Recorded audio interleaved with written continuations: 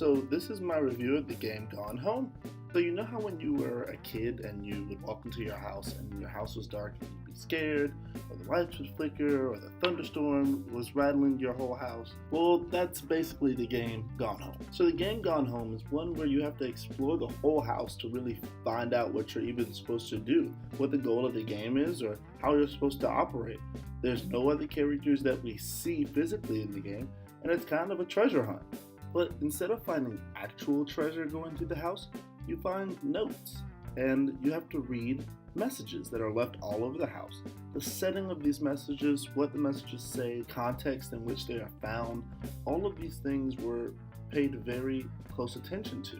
And I think that's important, that each one of these things we're supposed to pick up on. I by no means think this video was put together without a lot of thought and attention to detail. For example, the date 1995 is significant to the plot of the story. This is a story about girls that write notes to each other, type angry letters from your boss, paper copies of invoices that show personal information.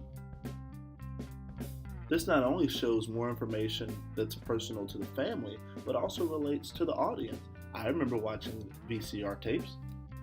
When you live in one place your whole life, your next door neighbor is kind of like your default friend. And Daniel only got weirder over the years.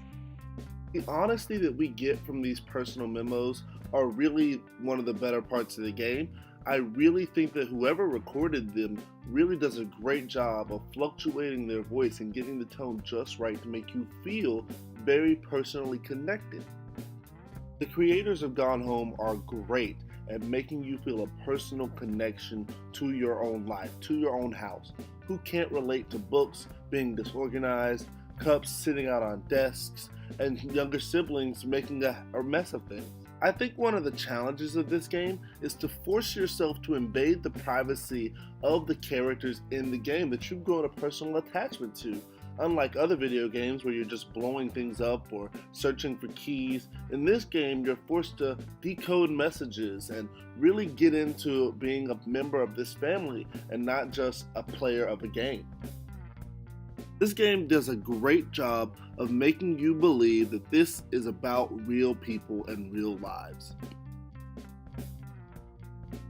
The longer you play and the more you go through this game, the more prevalent each item, each image, each clue becomes to you, and you take on more and more characteristics of a member of the Greenbrier family instead of a video game player. Gone Home flawlessly creates a story that is believable, which is very different from other video games where you become a member of the military or you're fighting ghosts. Gone Home makes a believable story for you, for the common person. Unlike many novels as well, we're able to see it and take part in the things that we experience as a member of the family. Overall, I give the game Gone Home a 7 out of 10 rating.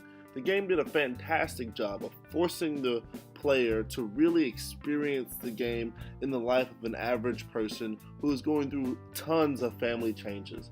However, I do think the game could have improved by giving the player more resources and the ability to alter the way that the characters live their life and the way that the character interacts with the game.